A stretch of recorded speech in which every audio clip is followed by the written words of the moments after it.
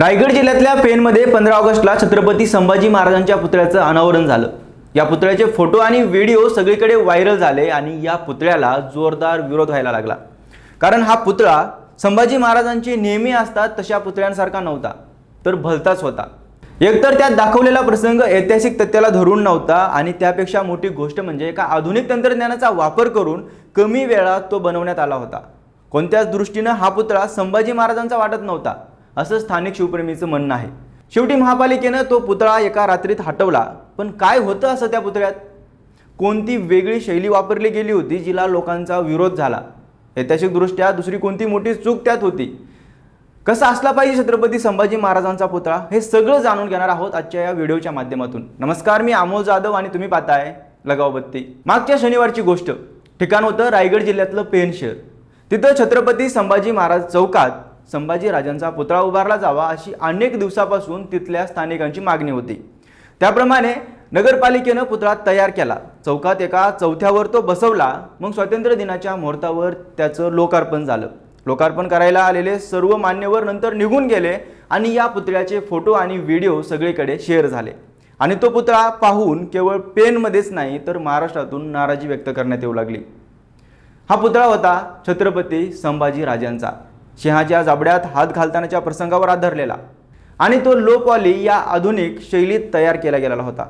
साधारण आपण फॉरेनमध्ये असे पुतळे पाहतो, आपल्याकडे अलीकडे ते तयार होऊ लागले आहेत, ज्यात प्रतिकात्मकपणे एखादा व्यक्ती किंवा प्रसंग दाखवलेला असतो। पण हे पुतळे काही शिल्पकाराकडून भरपूर कष्ट करून रेखाटून घेतले जात नाहीत, तर ते कम्प्युटरच्या माध्यमातून तयार केले जातात।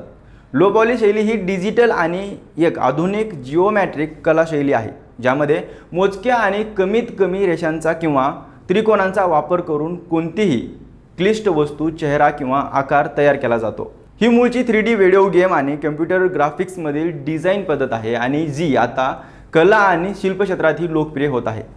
एका बाजूला तंत्रज्ञानातून निर्माण झालेली ही शैली आहे, ज्यात पुतळ्यांचा खर्च वाचतो, कमीत कमी वेळात पुतळे तयार केले जातात, अवघड आकार बनवता येतात। पण एक आहे की विज्ञानात वापरली जाणारी ही शैली जर ऐतिहासिक व्यक्तींचे पुतळे बनवायला वापरली तर ती काहीशी विसंगती ठरू शकते। एकतर व्यक्तींचे हुबेहूब चेहरे तिला बनवता येत नाहीत, भावनिक वलावा तिच्यात नसतो आणि खरेपणाची झलकही नसते, आणि आपला कितीही वेळ देऊन दिवसरात्र कष्ट करून बनवण्यात येणाऱ्या शिल्पाला आणि त्याच्या कौशल्याला ती चांगलीच मारक ठरते। त्यामुळे ती आधुनिक आहे यात काही गैर नाही, पण चक्क महापुरुषांचे पुतळे की ज्यांचं जनमानसात हृदयात स्थान आहे ते बनवताना ही शैली वापरणं चुकीचं ठरू शकतं। पेणमध्ये नेमका हाच प्रकार झाला। ही आधुनिक शैली वापरून छत्रपती संभाजी महाराज सिंहाच्या जाबड्यात हात घालताना पुतळा तयार केला गेला। पण तो पुतळा पाहिला तर तो पुतळा कशाचा आहे हाच प्रश्न एखाद्या नव्या माणसाला पडू शकतो। तसंच त्यातले संभाजी महाराज हे संभाजी महाराज वाटत नाहीत। त्यांच्या डोक्यावर शिरटोप नाही की कमरेला तलवार नाही किंवा मग पारंपरिक पोशाख नाही। एका साध्या माणसाची ती लो पॉली शैलीतील प्रतिमा आहे आणि त्यामुळेच त्याला विरोध होतोय। तसंच दुबईतील एका प्रसिद्ध शिल्पाशी हा पुतळा मिळता जुळता आहे, जे शिल्प आहे a man and a lion. मग त्याचीच हुबेहूब प्रतिकृती म्हणावी की काय असा प्रश्न पडल्याशिवाय राहत नाही। या दुसराही एक मुद्दा असा आहे की मुळात या पुतळ्यात वापरलेला प्रसंगच इतिहासाला धरून नाही।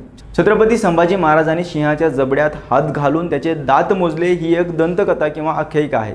वास्तवात असं काही झाल्याचा एकही पुरावा ऐतिहासिक संसाधनांमध्ये नाहीये। छत्रपती संभाजी महाराज पराक्रमी होते, शूर होते, धाडशी होते, हे खरं आहे।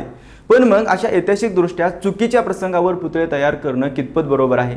छत्रपती संभाजी महाराजांचे आजवर अनेक पूर्णाकृती पुतळे आपण पाहिलेले असतील। छत्रपती संभाजी महाराजांची दुर्मिळ चित्र आपल्याकडे आहेत।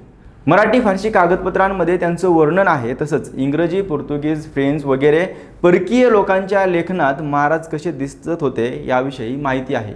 आणि या सगळ्यांचा वापर करून इतिहास अभ्यासकांची मदत घेऊन पुतळा बनवणं गरजेचं असतं। संभाजी महाराजांचा एक प्रमाण मानावा असा पुतळा आपल्याला सगळीकडे दिसतो। त्याशिवाय एखाद्या ऐतिहासिक प्रसंगावर जर पुतळा उभारायचा असेल तर तो प्रसंग तरी ऐतिहासिक आधारावर असलेला असायला हवा।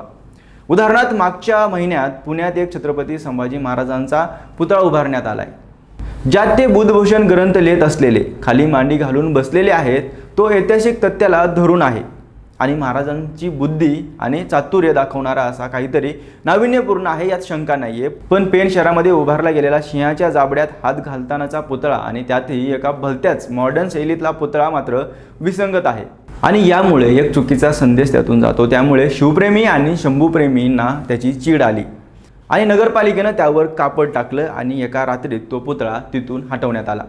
तुम्हाला काय वाटतं, महापुरुषांचे पुतळे असे लो पॉलीसारख्या आधुनिक तंत्रज्ञानाची मदत घेऊन उभे केले जावेत की एखाद्या तज्ज्ञ शिल्पकाराकडून बनवून घ्यावेत, की मग ऐतिहासिक व्यक्तींचे भरपूर पुतळे उभारणं कमी करणं येत्या काळात गरजेचं आहे का? कमेंटमध्ये नक्कीच सांगा आणि आपल्या लगाव बत्तीला सबस्क्राईब करायला विसरू नका.